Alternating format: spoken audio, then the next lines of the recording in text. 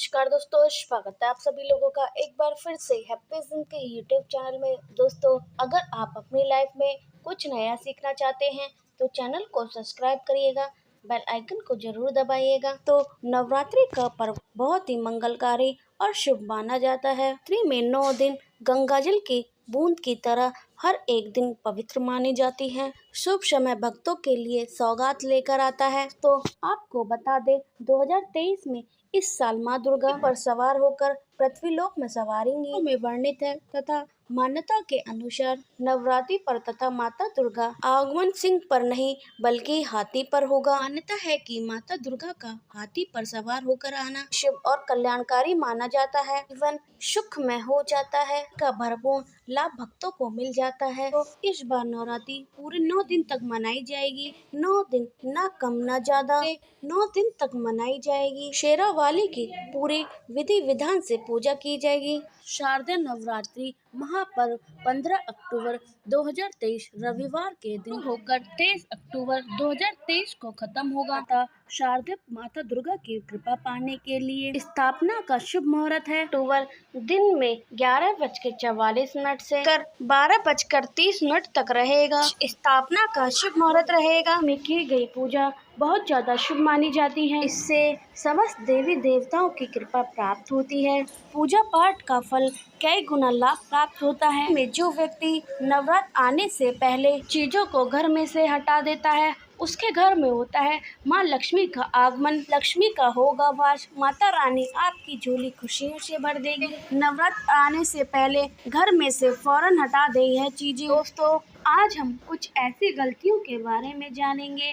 आपके घर में वह भी है चीज तो माता लक्ष्मी आपके घर में निवास करने नहीं आएंगी। आप कितनी भी पूजा पाठ कर लो, माता रानी ऐसे घर में नहीं करती है प्रवेश। ऐसे घर से सभी देवी देवता रहते हैं नाराज। भी जानकारी के लिए इस वीडियो को अंत तक जरूर देखें। सच्चे हृदय से कमेंट बॉक्स में लिख दें हर हर महादेव, ओम नमः शिवाय। इनके लिए तो एक लाइक जरूर बनता है। तो सबसे पहले नवरात्रि के पहले ही मंदिर की अच्छी तरह से साफ सफाई कर ले। के पहले ही फूटी मालाएं हैं, के साथ ही खाली माचिस के डिब्बे रखे हुए हैं। बाहर फेंक दे टूटी फूटी मूर्तियों को, किसी नदी में प्रवाहित कर दे। में छोटे बच्चे को नवरात्रि का व्रत नहीं रखना चाहिए, से उनके जान को खतरा हो सकता है।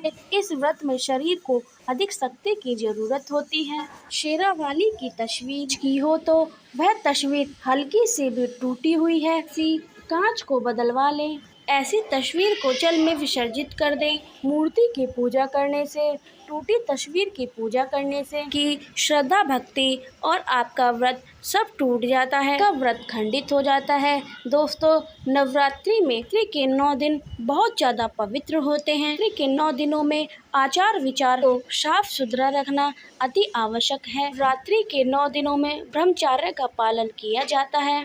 तामसी भोजन ग्रहण नहीं किया जाता है। रात्रि के 9 दिनों में माता रानी के भक्तों को लहसुन, प्याज, मांस, अंडे का सेवन नहीं करना चाहिए और बहुत से भक्त इन नियमों का पालन भी करते हैं, लेकिन वह एक गलती कर बैठते हैं। नवरात्रि के 9 दिनों में अपने घर पवित्र चीजों को अपने घर में रख लेते हैं, भूल कर भी नहीं करना चाहिए। पुराण के अनुसार नवरात्रि के 9 दिनों तक रानी अपने भक्तों के घर में वास करती हैं। आप भी चाहते हैं कि माता रानी आपके घर में वास करें तो अपने घर के वातावरण को पवित्र रखें। नवरात्रि शुरू होने से पहले अपने घर से प्याज, लहसुन, मदिरा अपने घर से बाहर निकाल दें। घर को साफ रखें। इन वस्तुओं को अपने घर से बाहर निकालें। इन चीजों को बाहर निकालने के बाद अपने घर को गंगाजल से जरूर साफ करें। गीता में भगवान श्री कृष्ण कहते हैं कि ना गंगाजल छिड़के कोई भी मंगल कार्य सफल नहीं माना जाता है। जल का छिड़काव स्वयं श्री कृष्ण ने भगवत गीता में बताया था। आपके घर में गंगाजल न हो तो गोमूत्र ला सकते हैं और अपने घर में गोमूत्र का छिड़काव कर सकते हैं। पानी में डाल लें। इससे आपके घर का वातावरण पवित्र हो जाएगा। में मौजूद नकारात्मक ऊर्जा भी नष्ट हो जाएगी। का वातावरण पवित्र होता है और नकारात्मक ऊर्जा नहीं होती है। माता रानी का निवास जरूर होता है। नवरात्रि से पहले अपने घर की अच्छे से साफ सफाई करें। में जो भी फालतू की चीज हो, कटे फटे पुराने कपड़े हो, घर से बाहर निकाल दें। में बेकार पड़ा सामान नकारात्मक ऊर्जा लाता है। घर में गंदगी बिल्कुल न करें। घर में धूप दीप जलाकर घर के वातावरण को शुद्ध रखें। माता रानी के आगमन के लिए घर का दरवाजा अवश्य सजाएं। माता रानी आकर्षित होती हैं और घर में निवास करती हैं। के आगमन के लिए द्वार को फूलों से सजाना चाहिए। लोग ऐसे होते हैं माता रानी की चौकी में कागज का इस्तेमाल किया करते हैं। बहुत गलत होता है दोस्तों। माता रानी की चौकी पे हमेशा लाल रंग का कपड़ा ही बिछाना चाहिए। कपड़ा और सफेद कपड़ा भूल कर भी नहीं बिछाना चाहिए। एक कपड़ा फटा हुआ भी नहीं होना चाहिए। आपके घर में अगर देवी देवताओं की खंडित मूर्तियां, फटा हुआ चित्र हो तो उसे आप बहती हुई नदी में प्रवाहित कर दें। ऐसी मूर्तियां और चित्र घर में दुर्भाग्य लाती हैं। देवी देवताओं की खंडित मूर्तियों की पूजा ना करें, ना ही उन्हें अपने घर में रखें, क्योंकि घर में रखना बुरा माना जाता है। तो अधिकतर लोग अपने छत पर या अपने घर के मुख्य दरवाजे पर पास कबाड़ इकट्ठा करके रख देते हैं। ऐसा करना बहुत ज्यादा अशुभ माना जाता है। आपने भी अपने घर में या घर के मुख्य दरवाजे पर, छत पर या खासकर आपने उत्तर दिशा में इकट्ठा कर दिया है।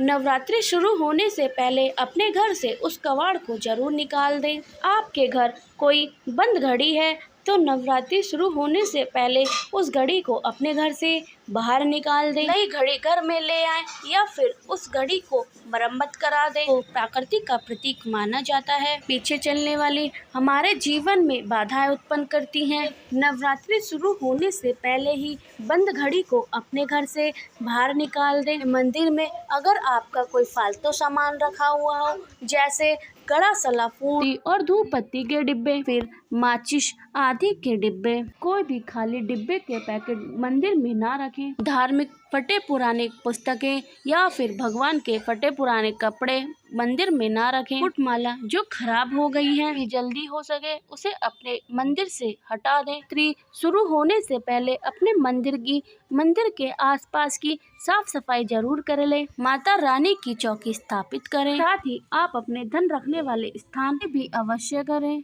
नवरात्रि के दौरान ही माता रानी घर में प्रवेश करती हैं। रखने वाले स्थान पर कोई भी टूटा हुआ सामान या फालतू का सामान ना रखें। रखने वाले स्थान को मंदिर की तरह ही साफ रखें। नवरात्रि के दौरान माता रानी की पूजा में कौड़ी को शामिल जरूर करें। रानी की पूजा के साथ साथ कौड़ी की भी पूजा जरूर करें। बाद इस कौड़ी को आप धन रखने वाले स्थान पर रखें। करने से बरकत हमेशा होती है। आपके पास पुराने जूते चप्पल इकट्ठे हो गए हैं, नवरात्रि शुरू होने से पहले उन्हें घर से बाहर निकाल दें। जूते चप्पल अशुभता के कारण होते हैं और एक घर में ही नकारात्मक ऊर्जा लाते हैं। गृह कलेश होता रहता है। नवरात्रि आने से पहले ही घर में से जाला निकालना ना भूलें। घर में जाला होता है उस घर में माता रानी कभी निवास नहीं करती हैं। साथ ही अगर घर में टूटे फूटे बर्तन है या टूटा हुआ आईना है भी निकाल दे। अगर घर में टूटे फूटे पत्थर या ईंट हो तो उसे भी घर से बाहर निकाल दे। माता लक्ष्मी नाराज हो जाती हैं।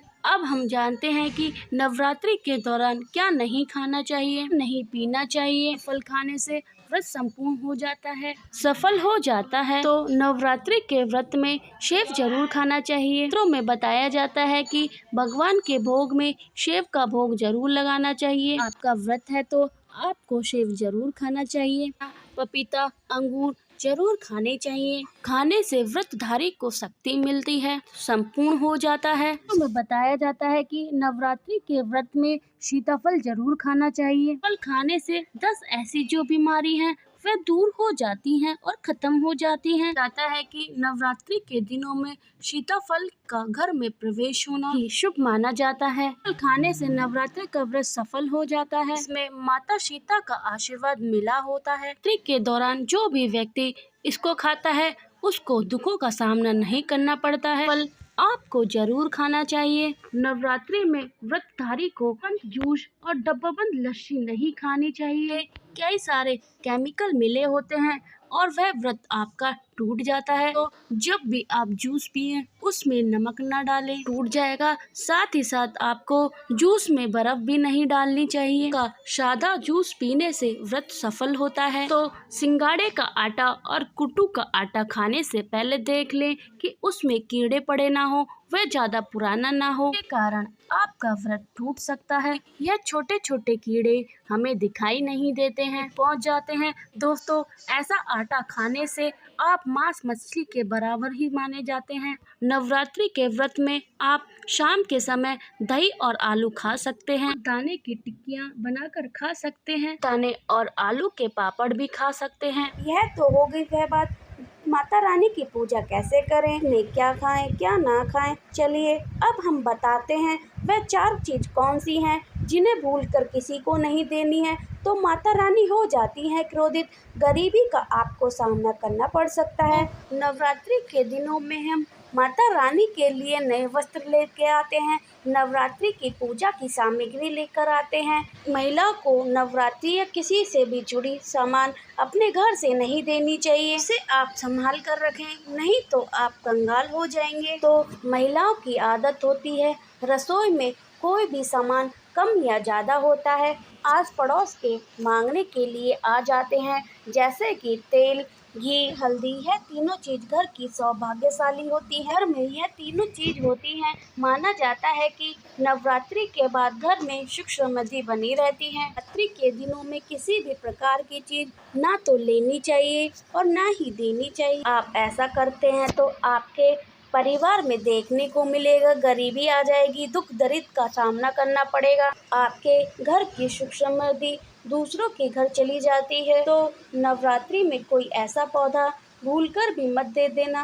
धार्मिक आस्था से जुड़ा हुआ है, जैसे कि तुलसी का पौधा अपने घर का किसी और को नहीं देना चाहिए। तो नवरात्रि में तुलसी का पौधा किसी को नहीं देना, आपके घर की सुख समृद्धि दूसरों के घर चली जाएगी। नवरात्रि में अगर आप दान देने की सोच रहे हैं तो किसी को नए वस्त्र भी दान दे सकते हैं। को काले और सफेद रंग के कपड़े नहीं देने हैं और अपने उतरे हुए कपड़े, पुराने कपड़े किसी और को भी नहीं देना है। अपने पहने हुए कपड़े देते हैं तो आपके साथ उस कपड़ों में सुख समृद्धि चली जाती है। को इस प्रकार का सामना करना पड़ता है और आपके परिवार के लिए अच्छा नहीं होता है। बात का ध्यान रखें। आप चाहे तो नवरात्रि के दिनों में बाजार से नए कपड़े खरीदकर किसी और को दान में दे सकते हैं।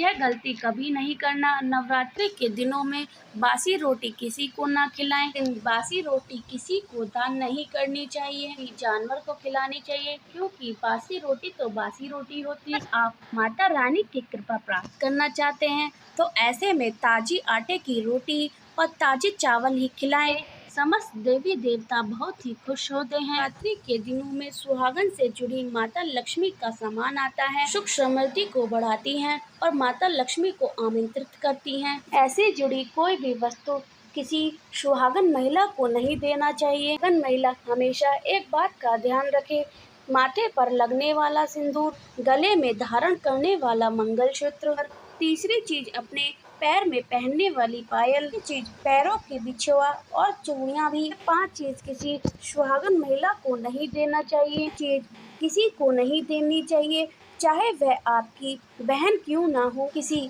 महिला की पहननी नहीं चाहिए और ना ही किसी को आपको देनी चाहिए।